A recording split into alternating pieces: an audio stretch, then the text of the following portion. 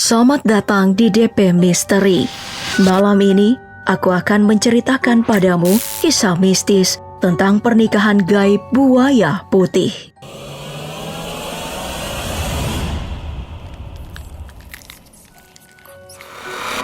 Kisah ini berasal dari Sumatera Selatan.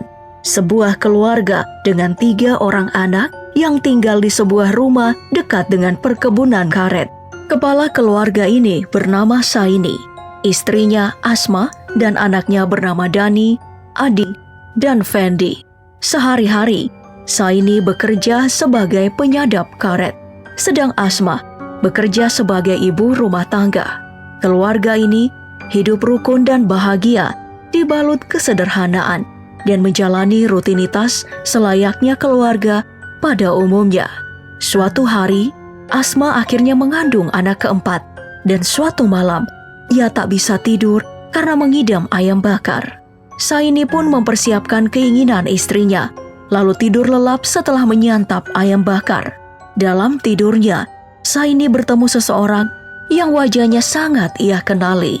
Ternyata, seseorang tersebut adalah Sinampar, kakek dari Saini yang berasal dari Kalimantan dan telah lama meninggal. Dalam mimpi itu, Saini melihat sang kakek mengajak dirinya pergi bersamanya ke alam lain. Namun, Saini menolak sebab tak ingin meninggalkan istri dan anaknya.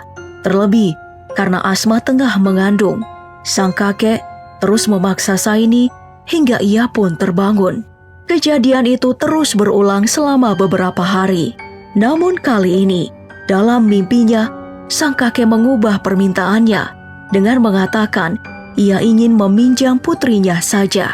Tentu Saini semakin bingung apa sebenarnya makna dari mimpinya.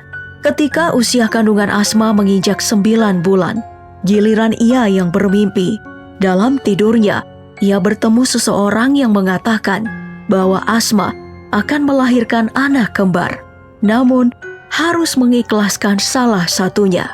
Asma terbangun dan menangis karena kaget sekaligus takut akan kebenaran mimpinya. Pagi harinya, Saini dan Asma memutuskan pergi ke rumah Nyi Lastri, seorang dukun beranak, untuk memeriksa kandungan. Dan apa yang terjadi? Nyi Lastri membenarkan bahwa bayi dalam kandungan Asma adalah kembar. Keduanya diminta untuk menginap di rumah Nyi Lastri. Ya, tahu-tahu Asma akan melahirkan dan tidak perlu repot bolak-balik. Namun, seminggu lamanya, tak ada tanda-tanda kelahiran dari perut Asma, dan mereka pun pulang ke rumah. Saini dan Asma sesekali curiga. Apakah yang mereka alami ada kaitannya dengan mimpi-mimpi aneh sebelumnya? Pada awal Juni 1991, tepat di bulan ke-11 usia kandungannya, Asma bermimpi melahirkan seorang perempuan dalam keadaan banjir. Betapa kagetnya ia saat bangun tengah malam dan mendapati kakinya sudah berlumuran darah akibat pendarahan. Ia pun segera memanggil Saini dan memintanya segera memanggil Nyi Lastri. Tanpa basa-basi, saat Nyi Lastri tiba, ia segera meminta Asma segera menarik dan mendorong nafas. Namun, tak ada bayi yang kunjung keluar. 3 hari berselang, barulah Asma mengalami kontraksi dan berhasil melahirkan seorang anak lelaki. Ia heran, sebab setelah bayi laki-laki itu keluar, ia tak lagi merasakan sakit. Padahal, ia menunggu 1 bayi lagi akan keluar dari perutnya. Nyi Lastri mengecek dan dengan sedih mengatakan, mungkin bukan rezeki Pak Saini memiliki anak kembar. Setelah kelahiran anak lelaki yang diberi nama Roni itu, keluarga ini memutuskan untuk pindah ke desa lain yang berlokasi di dekat sungai. Jika sebelumnya Saini bekerja sebagai penyadap karet, kini ia beralih profesi sebagai penangkap ikan di sungai. Tak lama berselang, kejadian aneh terjadi lagi. Nyaris setiap malam Jumat, Asma bermimpi seorang anak perempuan bernama Nur Hasanah memanggil namanya dan mengatakan bahwa ia adalah anak dari Asma. Asmah lalu menceritakan kejadian itu kepada suaminya, dan Saini pun menghubungkan mimpi ketika ia bertemu kakeknya yang berniat meminjam putrinya.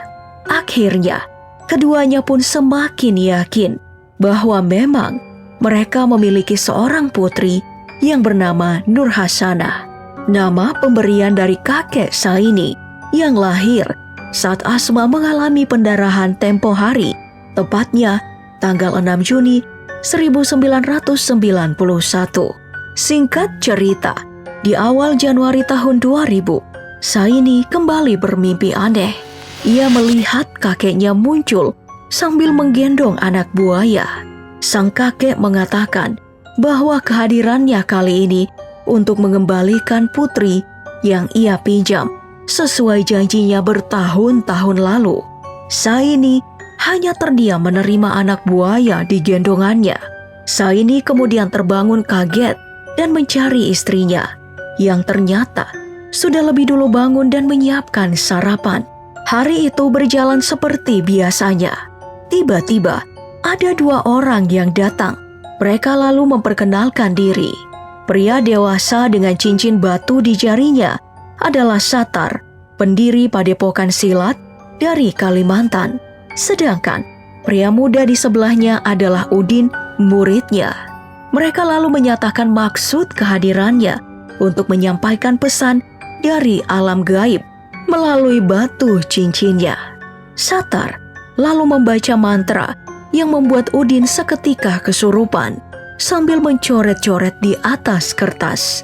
Hasil coretannya menampakkan gambar sosok seseorang yang menyerupai wajah kakek Saini dan membuat Saini terkejut bukan main.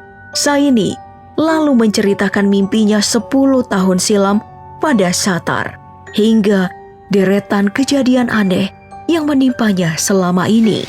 Satar lalu menyatakan bahwa buaya putih dalam mimpi Saini adalah anak perempuan yang dipinjam oleh sang kakek. Saini termenung seakan tak mampu menerima kenyataan.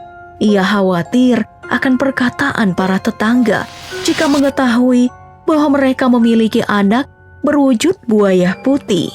Keesokan harinya, seekor buaya putih dengan moncong panjang benar muncul di teras rumah Pak Saini dan Ibu Asmah. Dengan sukacita, Asmah tanpa ragu mendekat dan menggendong buaya putih yang langsung ia panggil Nur Hasanah.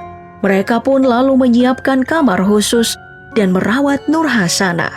Mereka bahkan menyediakan ayam bakar khusus seperti yang diidamkan Asmah saat hamil dulu. Kabar itu pun segera menyebar di penjuru desa. Warga yang penasaran datang menemui pasangan Saini dan Asmah. Warga dari luar desa pun berdatangan. Bahkan ada yang meminta air mandi milik Nur karena dianggap sakti. Waktu pun berlalu hingga akhirnya Nur berusia 16 tahun. Suatu sore menjelang maghrib, seorang perempuan tiba-tiba kerasukan dan mengaku bahwa yang merasukinya adalah Nur Hasanah. Ia menyatakan ingin menikah dengan temannya sedari kecil bernama Habasit, berwujud ular dari Kalimantan.